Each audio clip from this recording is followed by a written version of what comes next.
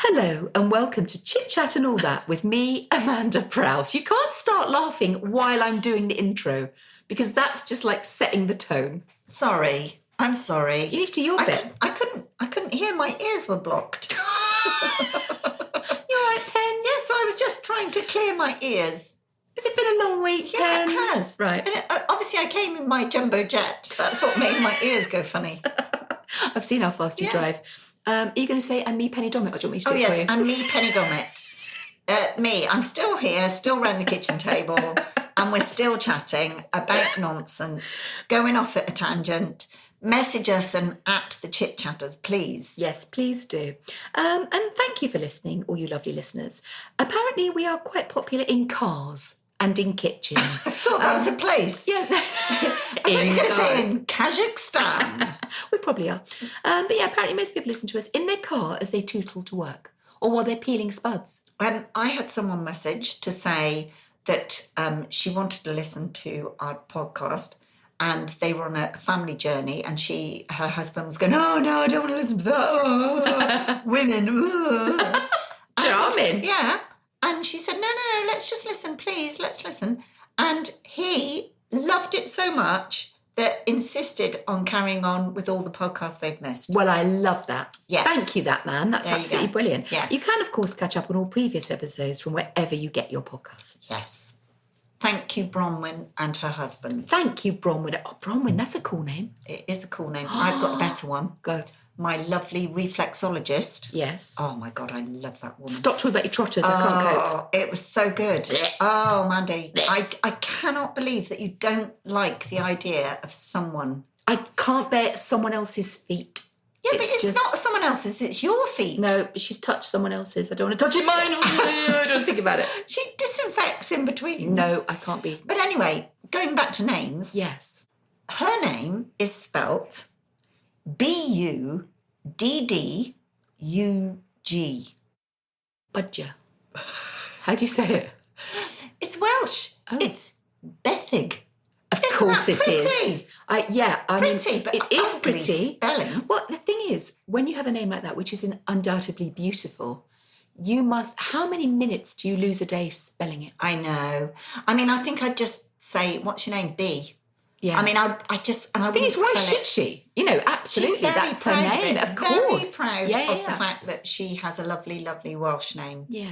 But yeah, some friends of ours, his family is very Welsh. When I say very Welsh, it's like saying, am I very English? But their nephews and nieces have the most amazing names. Welsh names are beautiful. Yeah. And also, when a Welsh person says a Welsh name. In that lovely accent. Oh, that's gentle Welsh. I don't was going to say a burr, but a burr is more sort of Gaelic, isn't it? That soft Welsh rolling lilt. Oh, yeah, lovely. Yeah, and Scottish. I mean, in fact, I love all the accents. Yeah, I like some more than others, but Welsh particularly. Yeah. Dylan Thomas. Oh, hello. Yes. No, Michael Sheen. Yes. Irish for me. Oh, Irish for you? Yes, I do love Irish. Northern Irish, actually. Yes, I like Northern I have Irish a friend too. in the book club. Do you? Oh. Lovely Louise. She has a lovely Northern Irish accent. Beautiful. Yeah, and it is lovely. I could listen to her all day. Yeah, I could too. I just love voices, actually. I like a nice voice. That's why I listen to my stories. Yeah, of course, which we discussed a couple of weeks ago. That is marvellous. So, Pen, one thing I wanted to ask you about. I've noticed that our dogs not only are the preferred people in the house, but they actually rule the roost to the point where I am now planning my day around when it's appropriate to leave the dogs because they cry. Well, of course, you've been in this wonderful situation where Josh has been around. Yeah. And other people have been around. I've sort of had the opposite happen because whereas I used to work around making sure I could go back to let my lovely black lab Pippin out at various times if I was working. And now we're in a situation where there's other people around that can let her out. So I don't have to worry so much. But you do end up working your entire day around the dog. It's funny, isn't it? So obviously I love being a dog mum. I really, really love them. I get so much joy from my two little Frenchies. They're just amazing.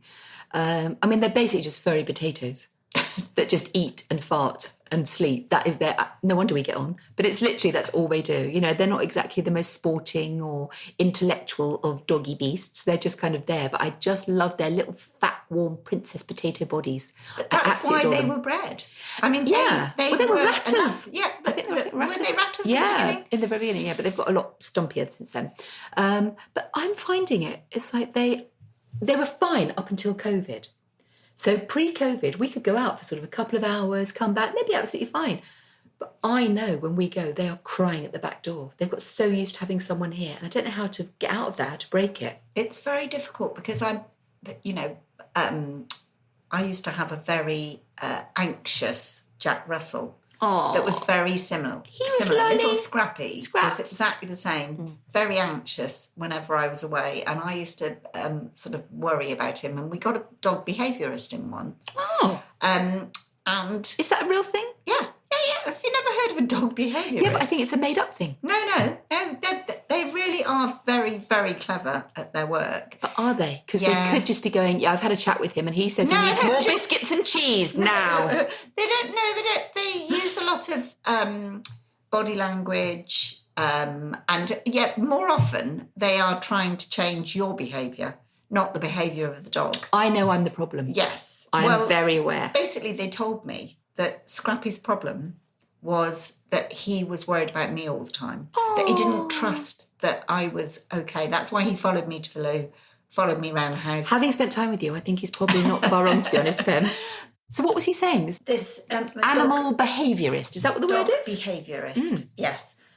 Basically, your dog is anxious because he or she thinks that you are totally useless. I am. They have to follow you around because you might do something awful. What, I damage myself? Yeah. So they're not following you because they're anxious because they want you. They are looking after you. They are being dominant, in other words. Oh. So the bottom line is you have to make them realise that you are a perfectly responsible owner and that they don't have to look after you. And apparently, once you see a dog have that responsibility taken away from them, they visibly relax. Well, that's quite upsetting because it means therefore mine are either stressed or anxious over me. And I've probably created that inadvertently. I don't know, I thought of it. Well, unfortunately, we do it without really knowing we're doing it. Yeah, totally. But I remember they would say things like, make sure you eat before they eat. That they don't get to sit on the furniture. They have to ship has sailed. They have to go back to believing that they're a dog and that they don't come within the hierarchy of the human family. Complex, isn't it? It is very complex. Do you think they pick up on our anxieties? Oh, totally. All the time. I can, and isn't it weird? With Pippin, I can even be thinking in a minute I'm going to take her for a walk. Haven't done anything like pick up a collar or, got my boots on or anything like that. Just filled thinking your hip about flask. it. Yes. Yeah. Got my deer stalker out. Obviously. And she starts, where are we going? Where are we going? That's crazy. And isn't it weird? Yeah. I'm convinced they have a telepathy. Do you know, dogs. I do think it's strange. So we've had a death very recently in our family, and they know that the person who's sad, they go to. Yes. So Simeon's been a little bit, not low, but a bit thoughtful, shall we say. And they have almost, never Followed left his him round, side yeah. and sat by him. And he's not displaying any outward symptoms of grief or sadness, although I know he's both of those things. He's kind of quietly just, working through what he needs to work through. But it's almost like they're aware of a shift in his energy. And without getting too sort of deep and meaningful about it, they just kind of, they're comforting him. They know. Isn't it odd as well that dogs, or in my experience, we've had Dobermans that are big dogs, could easily push children over or be too boisterous. And we had a friend whose daughter had Downs. And obviously it was really important that the dogs were gentle. And they were absolutely incredible. It was as if they knew. It was as if they knew they had to be gentle. When I walk my son's dog, Millie, and Pippin together, sometimes Monty is with us, and I'll let Monty hold one of them. Now, when I hold them, that's the one thing I have to say, very bad. Both these dogs are not brilliant on the lead. They're not used to it, though, They're not, no, exactly. They're more often off a lead. Is that because you've got 2 acres? When am I going to let it drop, Ken? The answer, never. And you'd think, wouldn't you, that they would literally pull him off his feet. But when he holds them, they don't pull. That's really isn't it weird? Yeah. It's very strange. Yeah, it is. But yeah, I mean, we're very lucky. Pippin, our black lab we have at the moment, is the loveliest, sweetest natured dog. But I did put in a lot of hours with her. Yes. And people forget that if you want to have a dog that's well behaved, you do have to put in a lot of training. Yeah. And then you can't stop it either. You can't think, oh, she's 3 years old. She comes back when I whistle. She sits, she lies down. You can't just stop training them. No. You have to keep on doing it. And that the minute you let them up on the sofa, into your bed, you know, all of those little bad habits, they're sensible. They're clever dogs. And they go, well, this is great. So I noticed the other day, it was raining, of course, British summertime, and the dogs needed to go out for a pee. I opened the back door and I said, go pee-pee, which I do. And they just looked at me and they completely ignored me. Go pee-pee, you need to go outside for a pee because you haven't been, because it's the morning and you need to go out and pee. I know it's raining, you don't like it, but it's raining and you're a dog and you need a pee. And Bo, I swear to God, she looked at the umbrella and then she looked back at me and I thought, oh, you want the umbrella up to go for a pee. So what do? I literally grabbed the umbrella from the stand by the back door. I put the umbrella up. I escort her out to a patch of lawn. She wheezes under the umbrella and then I walk her back in. And then I realised she's trained me. Yes, exactly. So she's looking at this umbrella like, oh, if I do that, she'll pick it. And I thought, oh, actually, yeah. So we talk about the hierarchy in the house. Yeah. They are my masters. Totally. I mean, I fully believe dogs are what you want them to and need them to be. Yeah. And for some people, it's just not in their nature. They wouldn't even dream of having a dog up on the sofa. For me, I love my dog to be well trained, but I want her to snuggle with me on a sofa on a Friday night with a bar of chocolate. And that for me is bliss. Yeah. That is my treat. Yeah, me is too. to have. Unfortunately, Pippin is not actually the cuddliest of dogs. Whereas the Doberman and the Jack Russells used to love it up on the sofa. Love a snuggle. Yeah. Pippin will get up as if to say, okay, if I've got to. I'll give you 5 minutes. 5 minutes, but then she will always move. Yeah. She will not stay on the sofa. But on the other hand, you know, if I tell her to go over there and lie down, I expect her to stay there. Yeah. That's because I need her to do as she's told. How do you combat your own anxiety, Pen, and what do you get anxious about? Oh, I get anxious about a lot of things. I think the menopause actually causes you to become more anxious than you were before. I get that true. Did in my instance. I think that's true. I was very lucky I didn't sort of suffer, I hate that word, with many symptoms through the menopause. I was very, very lucky. But I had noticed in the last 10 years or so, I do become anxious about certain things. As you know, driving. I love driving in my comfort zone. I don't mind country lanes. I don't mind. But I get very anxious when I have to drive on the motorway because it is full of complete and utter idiots. So is it almost like anxiety because of a lack or a loss of confidence? Yes, loss of confidence, I think. And yet, weirdly, if you said to me, by the way, I know you've had no notice, could you just talk to 500 people this afternoon about gardens? I'd go, no problem at all. Yeah. Could you just go on Lorraine, never having done that sort of thing before, just go on Lorraine, live television, no problem. Yeah. Doesn't bother me. Could you possibly drive to London to go on Lorraine? I would literally not sleep for a week beforehand. Yeah. I'd plan my journey. I'd have to do it. I'd have to make stops. And I've started doing certain things that apparently help when you become anxious. I do this tapping thing. I've seen this. I think Prince Harry did it, didn't he? On one of his interviews, he was tapping, and sort of the papers had a field day with it. And I didn't really understand what it was, or what he was doing, or how it worked. I don't really know enough about it, but I do find it helps me. Anything that helps, right? It doesn't matter. Yeah. Deep breathing. Doing the 4-3-4, breathing in, holding, breathing out, all of that. That does help to a degree. But tapping, there are certain places on your face, on your sort of cheekbone, on your forehead, on your collarbone, and it actually helps, focus the mind, reduce it. I think it reduces some sort of chemical. Yeah.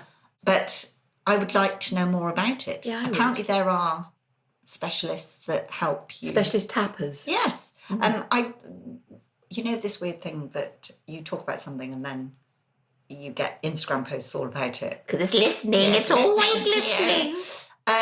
And there was this Instagram page all about tapping, which I have looked at, and it is very, very interesting. So as I'm driving along, anybody that sees me driving along the motorway, tapping my forehead, that is why. Just to sort of slightly bring down my anxiety. Do you get anxious? Yeah, I do. But not about, exactly the same as you, not about the things I think people would expect me to get anxious about. So for me, it's having to meet someone new on a one-to-one completely throws me. So really? Yes. So if they said you've got to go and meet, someone from the village you've never met before, they want to have a coffee, be there at 11 o'clock. The idea of going and having to engage one-to-one with that person fills me with anxiety because I think I've got nothing to say. And I've always got a lot to say. I know, hang on, how many podcasts have we done? I know. It's weird. I don't know what it is. We've talked about nothing. I know, it's weird, Pen. And that is even thinking about it makes me feel a bit anxious.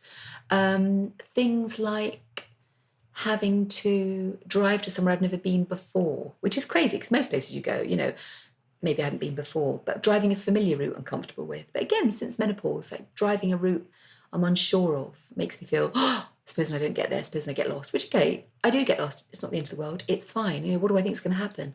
I tend to catastrophize a bit more, I think. Yes. I don't want to. I just do. I mean, I know over the last, however long, 5 years probably, there has been an awful lot of things about the menopause. I mean, we are bludgeoned with menopausal podcasts, programs, books, everything. And I'm sure there are a lot of women who just want to find out why they're feeling like they're feeling. Yeah, definitely. Davina McCall has really revolutionised, I think, for a lot of women. And our lovely Lisa Snowden. And lovely Lisa, who we adore. Who we do adore. We do. It must be an incredibly difficult phase of your life if you don't understand what's happening to you. And I think these people like Davina and Lisa have just made it people more aware. Yeah, I think it's weird, Pen. So Lisa's book is called Just Getting Started, for anyone that's interested. And it's cracking. It's part autobiography, part memoir, but very sort of heavy focus on the menopause, etc. And it was really useful. And I thought, why is that going to be useful to me? Do I know it all already? I actually didn't. I didn't know lots of it. And I found it quite illuminating. But also, why are we going through different menopause? What's happened? Something's changed. Because I can remember, my grandmother vaguely mentioning the change. Oh, yes. I'm going through the change. And I don't think my mum really... She said, one day she just realised she had a stack of Tampax in the bottom of the airing cupboard that she hadn't used. She thought, I must have stopped my periods. That was it, literally. The cow. Can you imagine? That was it. Blink and done.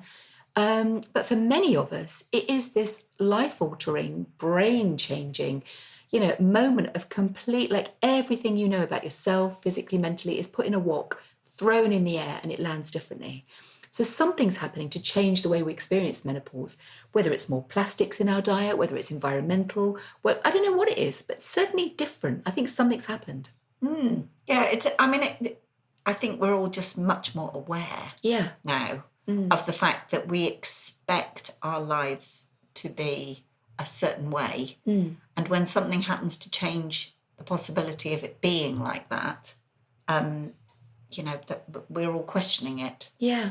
But as we should, because we deserve the happiest life we can lead with the most, debilitating of symptoms, whether it's physical change or mental change. we need solutions to that. We want something put in place that means we can carry on. Yeah. I think it's a good thing.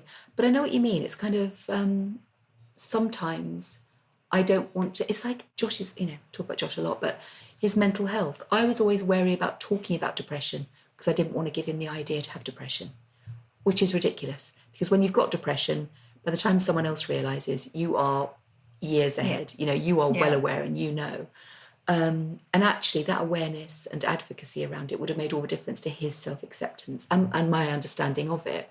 I think it's kind of similar with the menopause. We do need to be talking about it, but at the same time, we don't want to scare people. Well, but also, it's almost as if when I talk to people about the menopause, not that it's something, we don't sit here, do we, going, this happened to me last week. I almost feel embarrassed or that I don't want to say, well, for me. Because you were one of the lucky ones. I was, but also, do I hang the menopause or blame the menopause on the fact that now when I get in a car, like you, I need to know the route. I need to know that I'm not going to go on any motorways that I haven't been on before and that I know I can get from A to... I would prefer to drive a whole hour out of my way, rather than have to go quarter of an hour down the M4. I wonder if it's something chemical in our brains that's changed that. Done something. I mean, my children sort of despair of me. They cannot understand why I can't get my head around it. Why? Well, sort yourself out. It's that sort of thing. They will when they get older. Well, and things, it's. And I find myself feeling a bit embarrassed. No, never feel embarrassed, Pam. But then I'm embarrassed that, well, actually, I haven't got all the problems that some people do suffer with. Yeah. It's one of those, really. It's a bit like when you're talking about being pregnant. I think also you're still empathetic and you're still kind about it and you still accept other people do suffer, for want of a better word. But it's weird, isn't it? Like talking about your kids like that. Mine are the same, because when you're young, you are invincible and life is good for the most part. And it's only when you get older and, putting your socks on is tricky, or your back hurts, or your eyesight goes, or you have a menopause or a worse illness or whatever. That's when you start to take stock. And it's kind of good that our kids don't see it and understand it. No, would you? Of course you wouldn't. But there will be a point where they're like, okay. Yeah. And I know I've spoken about it before. There was that line I heard when someone said, I realised that my parents, when they were my age and this person was in their 50s, were just figuring it out like I am. We kind of think our parents have all the answers. We don't, do we? No, most definitely we do not. No. On that note, my darling, we have come to the end of another wonderful podcast. Lovely to talk to you today, Pen. Can't wait for next week. Thank you, dear listeners, for tuning in. You can, of course, listen to all previous episodes from wherever you get your podcasts. And you can, of course, give us a lovely review. Oh, yes, a review would be nice. Yes. I mean, that would be good, wouldn't it? Be lovely. And send us a message. Do. Please send us a message. Let us know what you think at the Chit Chatters. At the Chit Chatters. Until next time, take care. Bye.